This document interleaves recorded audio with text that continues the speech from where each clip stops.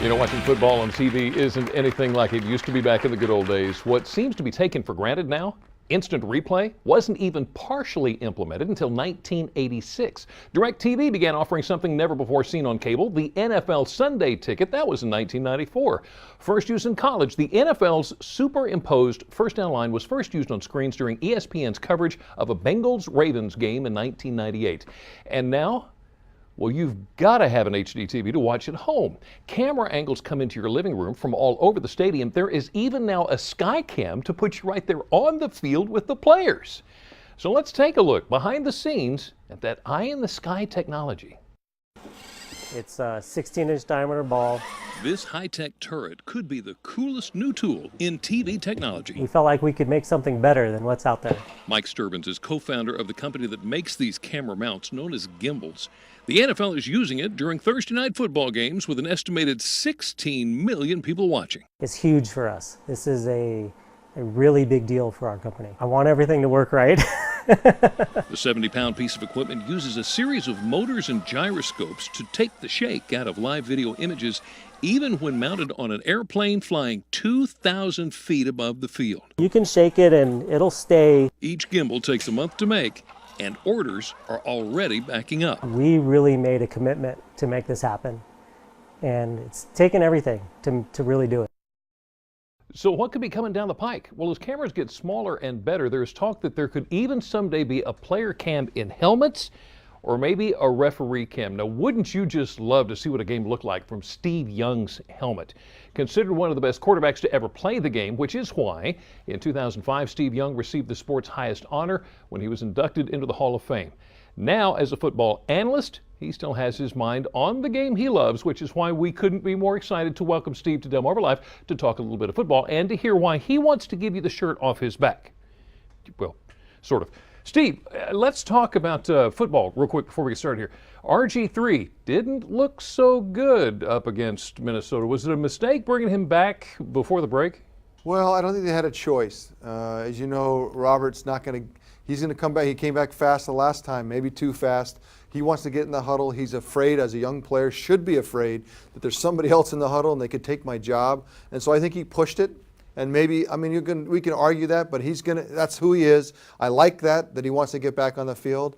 We'll see how this plays out. I mean, this whole thing is in flux with the quarterback position.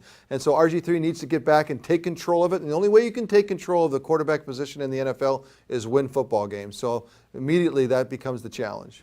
Okay, so what do you think Washington really needs to do to become competitive offensively? I think more than anything, they need to get a solid group of guys that are around for a long time.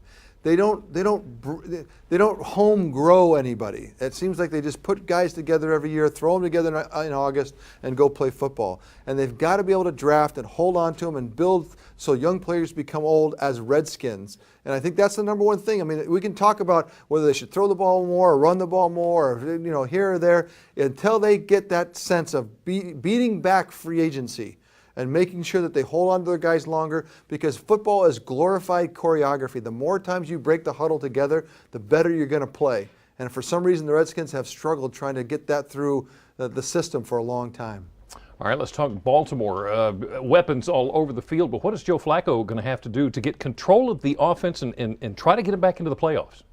I think it's going to be a battle in the NFC North. I think there's going to be back and forth. You saw the big plays that the defense is giving up. The biggest change for Joe is not offensively. It's the fact that his defense doesn't hand the ball back all the time anymore. And that puts a lot of pressure on quarterbacks to try to make more plays, which causes more errors, which gets away from the run game, which is what you want because Joe loves to play action pass, because you run the football. All that starts to devolve when you can't play solid, great defense. If you're going to be the Baltimore Ravens, you're not going to play great defense, I don't know how you go deep into January. Okay, so John's coaching the Ravens. Jim Harbaugh coaching the 49ers, now 4-4, 3 games back of Arizona. Not looking good. Is it time to hit the panic button? It's time to hit the panic button, not because of the record necessarily, certainly three and a half games back because they got beat by the Cardinals already, but just how it feels on that team. That team was one of the more solid locker room teams in the league, where guys, cohesive groups of guys in the locker room, they seem broken right now. And that's why I would panic. Regardless of the record, they're not playing well, they don't look together. And in football, that's the game. That's if you can get guys working together, level of respect for each other, they can self-police in the locker room, the coach doesn't have to solve all their problems. The 49ers look broken right now. Okay, all right, Steve, thank you for that. Now, when you're not busy thinking football, you're busy helping out other people. As a matter of fact, you're trying to get shirts to some people. Tell us about Career Gear and hashtag Give a Shirt. I appreciate it. So it's hashtag Give a Shirt, okay? And if you do that on Twitter, Facebook, or Instagram, you can send up to 10,000 shirts to Career Gear. Career Gear is a group of people that get economically challenged men dressed appropriately for job interviews. You can only imagine when someone can't afford the right clothes, they go to the job interview, they don't look the part, they don't get the job. Career Gear tries to solve that, and Van Heusen is trying to fill the void of the clothing that's necessary. So shirts will go from Van Heusen to Career Gear every time you hashtag Give a Shirt anywhere on social media. They will find it and send a shirt up to 10,000 shirts to Career Gear, a great program during the holiday season. All right, Steve Young, thank you so much for your time with us this afternoon on Delmarva Life. Now, if you would like to read more about what Steve discussed today or more information on Career Gear and hashtag Give a Shirt, just go to WBOC.com and click on our picture at the top of the page. And something that goes great with football, food. And boy, do we have that covered today when we head to the Delmarva Life Kitchen to show you 3 fall recipes. And did you ever wonder what goes into whipping up a custom t-shirt? Delmarva Life Sean Stryker shows you some of the ways you can personalize your clothing. Delmarva Life will be right back.